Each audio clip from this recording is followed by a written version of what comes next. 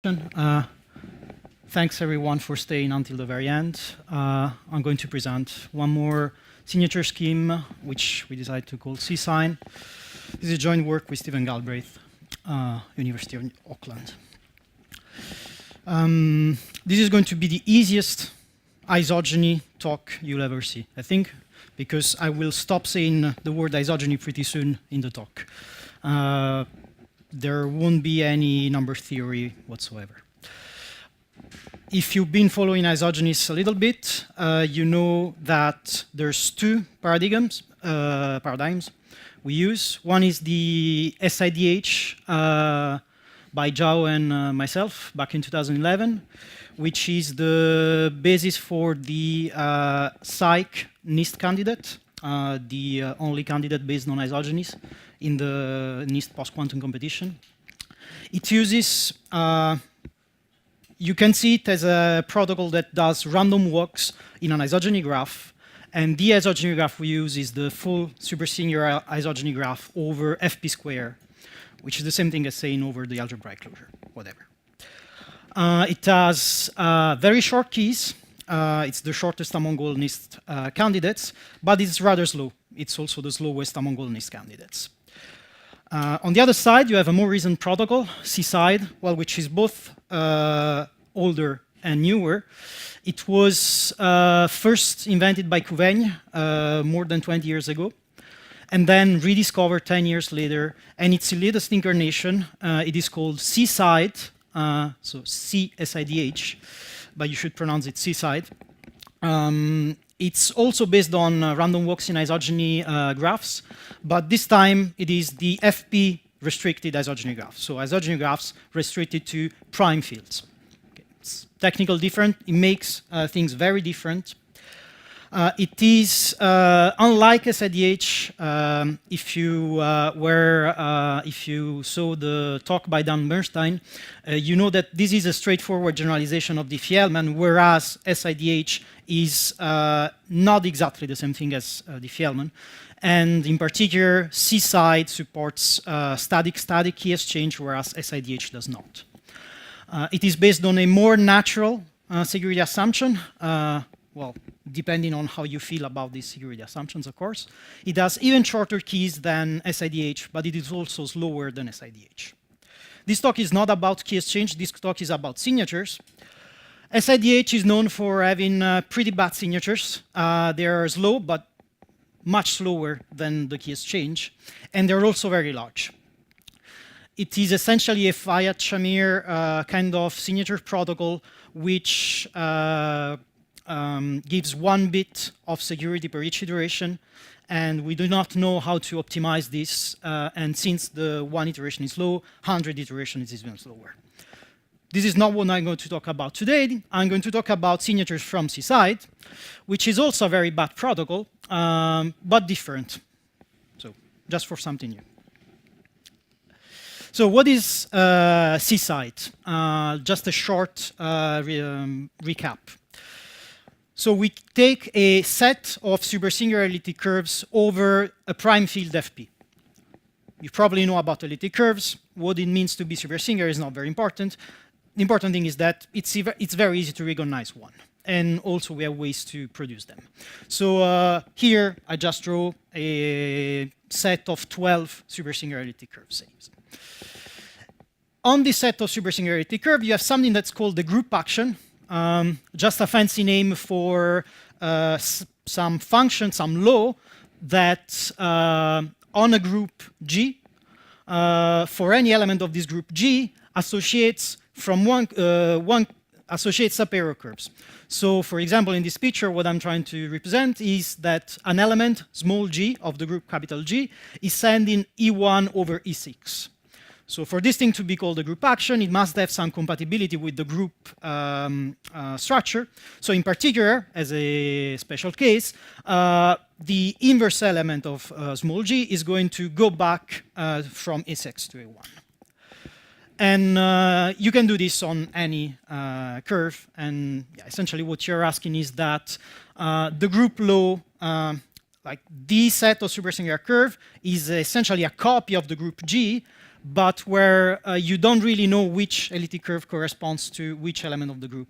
And actually, there is no notion of correspondence. There is no preferred way to have them to correspond.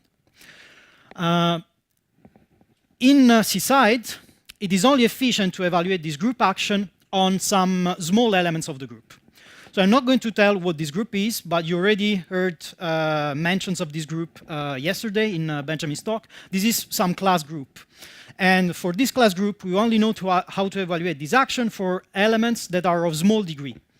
And I'm not going to tell you what I mean by degree, but think like these are polynomials. There's small polynomials, there's large polynomials, but I'm only able to evaluate the group action for unusually small degree polynomials. So for example, let's say that I can do it for degree 2, and now I'm drawing in the picture, in blue, the action on the elliptic curves by these degree 2 elements. And then let's say maybe degree 3, so in red I'm going to draw the action by degree 3 elements, degree 5, etc. What you obtain is a kind of graph which has lots of symmetries, as you can see, and which is isomorphic to a Cayley graph, if you are more familiar with this terminology. So what's interesting about these graphs? Of course, they have lots of symmetries, and there are easy and hard problems. And based on these easy problems, we can construct a key exchange.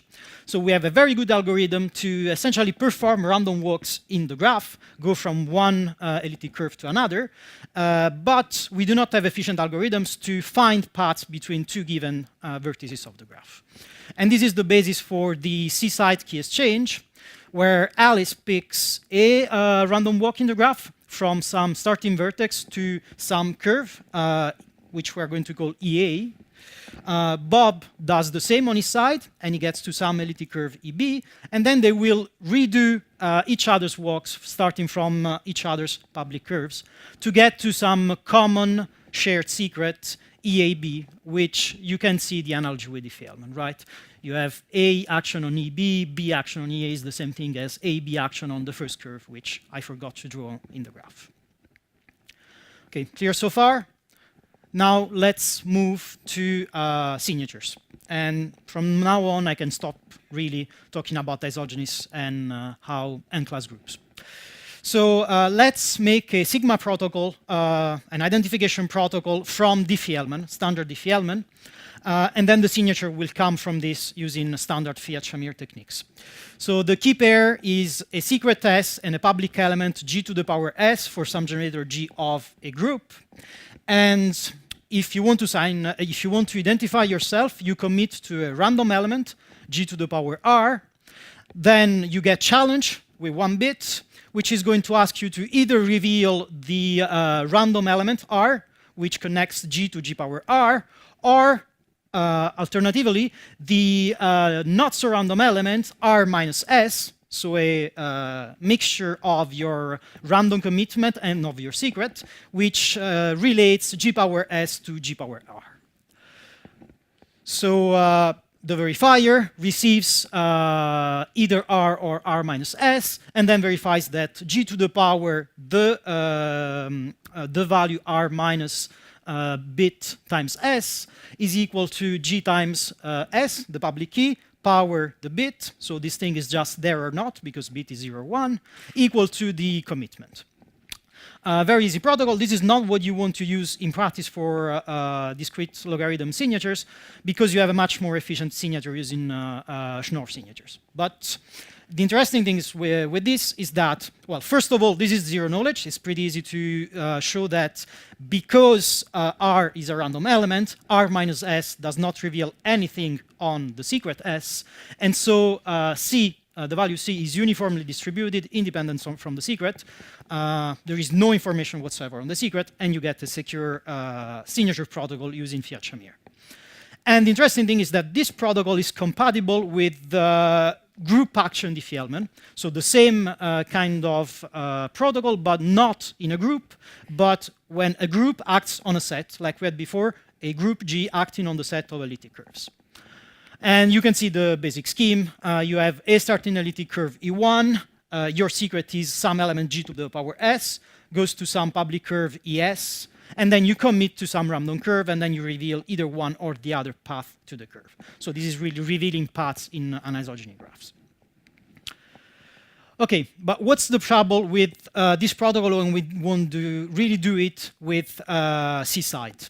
The problem is that we are using a group of which we do not know the group structure. So in particular, we have no element, small g, like in this picture, which would be a generator of the group. Actually, we don't know generators for the group, and we are not even allowed to compute g power s, because we're only allowed to use small degree elements, if you recall. So we must represent the group differently, and in SeaSign, secrets look like a product of different small degree group elements, each to some exponent, and the secrets really are only going to be the exponents here, this small s2, small s3, the exponents to this fixed basis of generators of the group. So in this protocol, the basis is completely fixed, that's some public parameter, and the only thing that is secret is this vector of exponents, which is going to be a sequence of positive and negative numbers between some bounds minus b and b, and you want n of them, and of course you have to choose the size of your key space accordingly to your security. So this is what I mean by large enough. Then we will discuss how much large must this box be. And then now your signature is just you take two elements, R and S. R is a secret, R is a random commitment, S is the secret, and you want to add them. The problem is both R and S are vectors in some boxes, but when you add or subtract them, you are going to start leaking something on your private key. Because, so let's say this is S, this is my secret, and let's look, for example, what happens here. You see, I have this vector which goes out of the box. So this is really telling me that the secret was very close to the boundary of the box. Yeah, this one, this coefficient was close to the boundary of the box.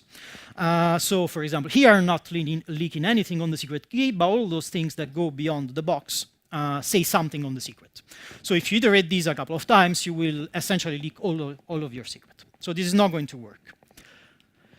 So what's the fix? Well, there's two possible fixes. One which was already proposed by Couvain, purely theoretically, which is to just stop complaining and compute the group structure, which is something that is kind of doable for these class groups.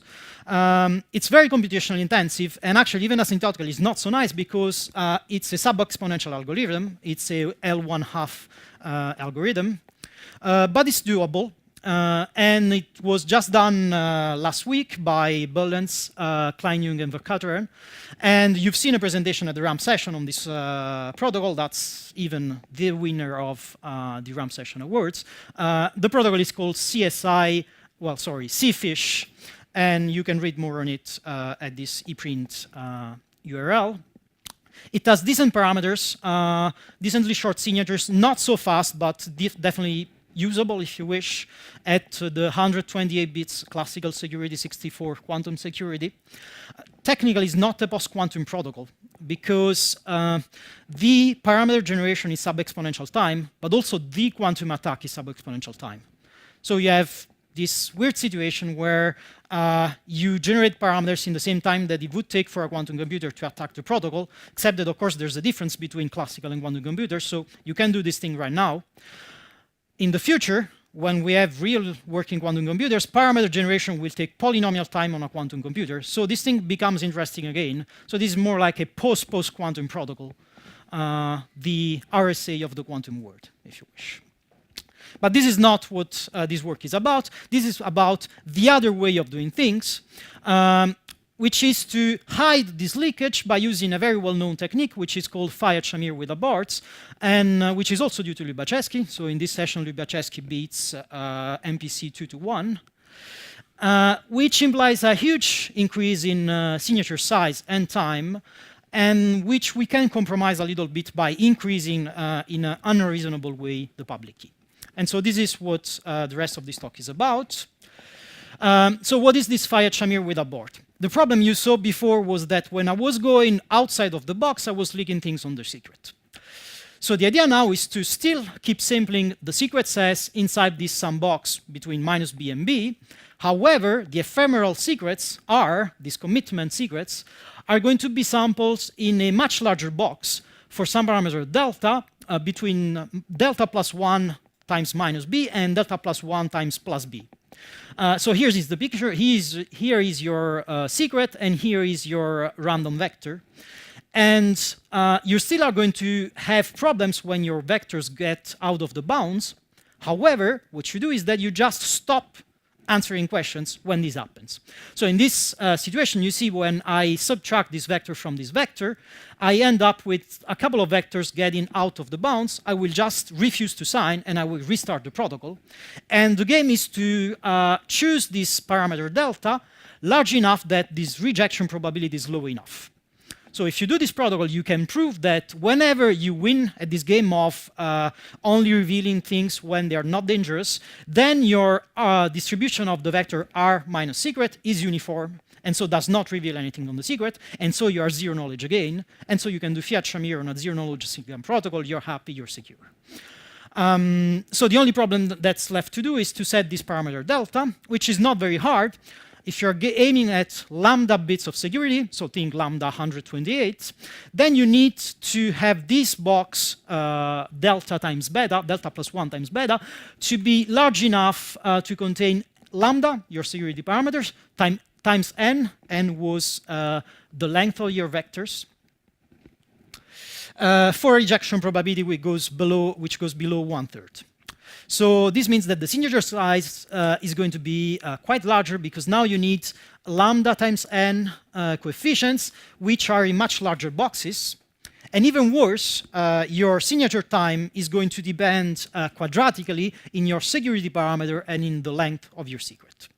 So when you really put real numbers into this, you get something that has, like say at the 120-bit classical security parameter, public key is small, secret key is small, signature size pretty bad, is 20 kilobytes, and verifying time is horrible, it's 10 hours estimated, of course, we didn't run this computation.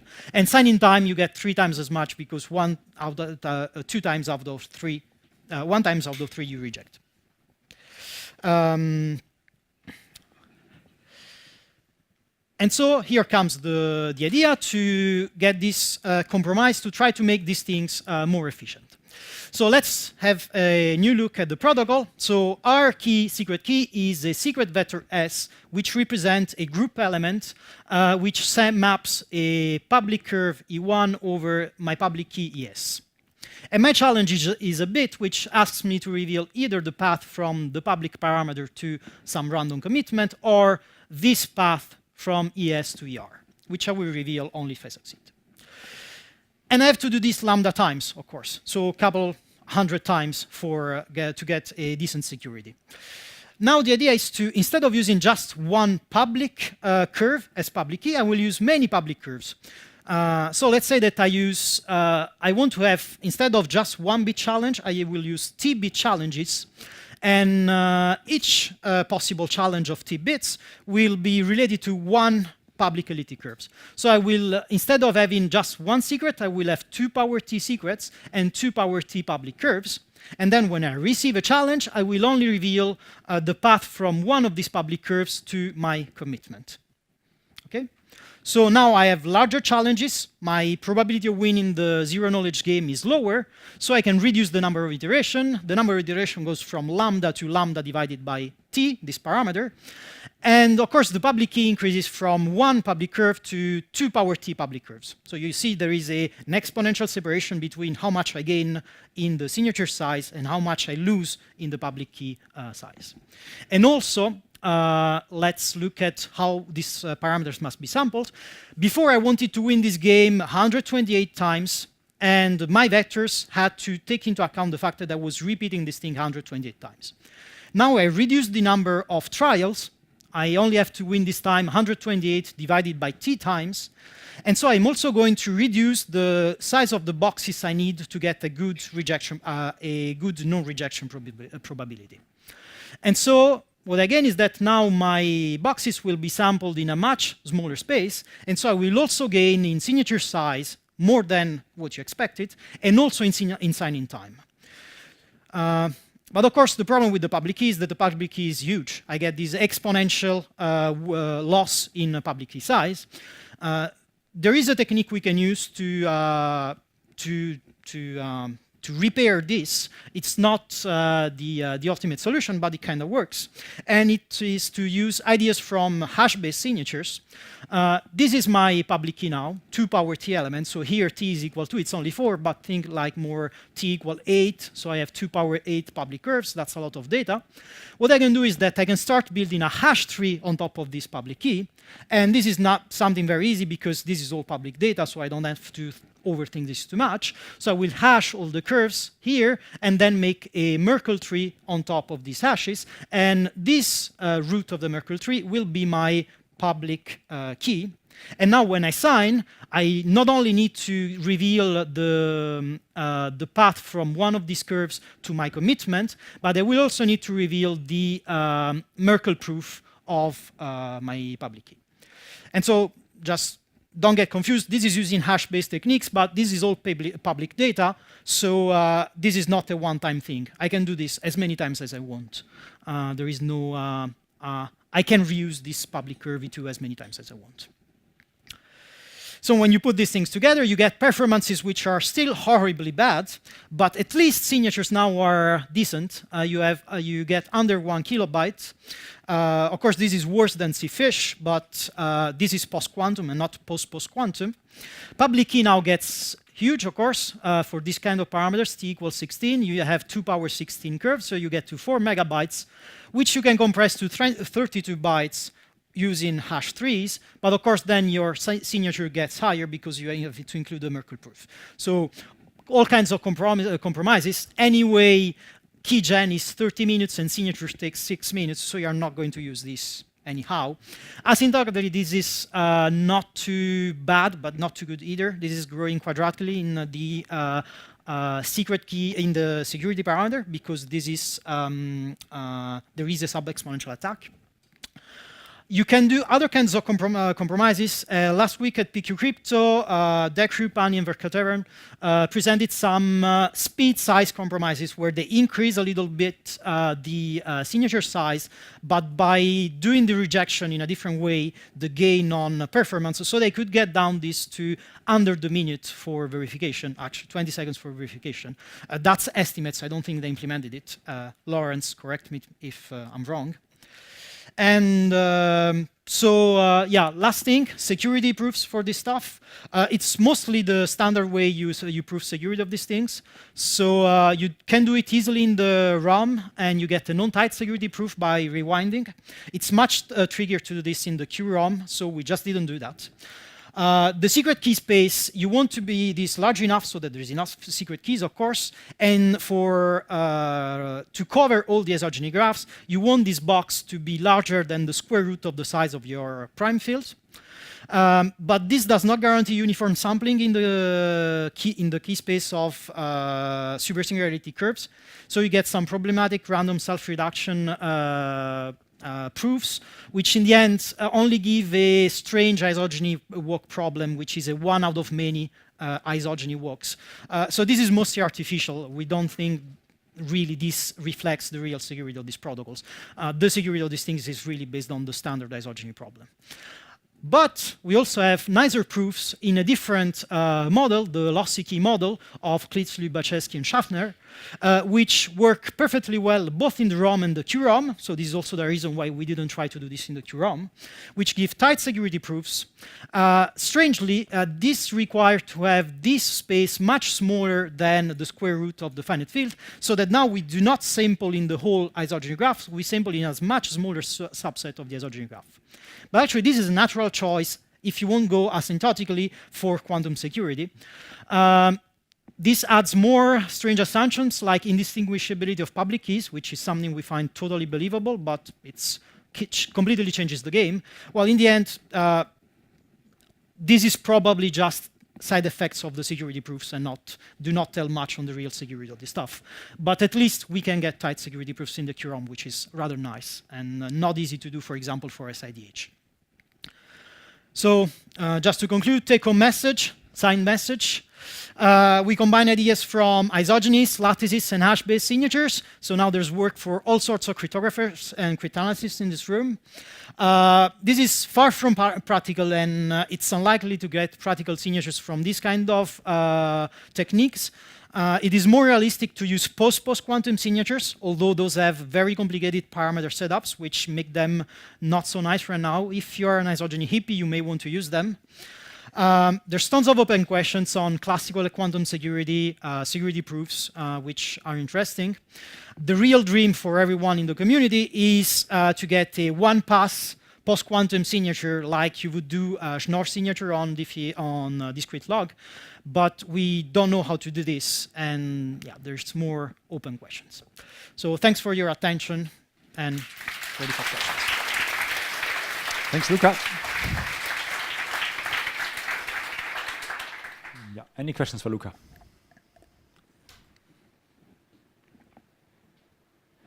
Yes, Leo, please use the microphone on the side. Gaussians, you can gain a bit. So, Leo's question, can you use Gaussians instead of these uniform boxes? You can gain a bit on signature size, but not too much. So there is an appendix in the paper. Go look at it. I don't remember what it says exactly, what's the gain. Actually, it's more interesting for isogenies to skew these vectors, to not choose just a square box, but to tweak these coefficients B, minus B and B, depending on the degree. Because the smaller the degree, the faster your isogeny computation is. So you want to give larger windows for small degree parameters and smaller windows for large degree parameters. So you probably are more interested into making this isogeny computation faster than trying to really go for optimum size. You're welcome. Any more questions? Hi, thanks for the talk. Could you go to slide 9, please? This is going to be a stupid question. But why in slide 9 you don't... is there a reason, either security or correctness, for which you don't prove instead for all the E1, E2, E3, E4 with the same randomness R? That's not going to change much. Because that will make the signature much larger. What? That's going to make the signature much larger. Oh, no, completely. No, this breaks completely. If you give two curves, then you can find everything. So if I give you also, let's say this, if I give you this one and then this one, so if I give you the walks from E2 to ER and from E3 to ER, then you can compute a walk from E2 to E3, and that gives away your secrets. Okay. Okay. The thing is, as soon as you find one walk between any one of these public curves, you're done. You found everything. Okay. Yeah. So okay. you lose. Okay, thanks. More questions? Okay, well, if not, then let's thank Luca and all the speakers of the session. Thank you.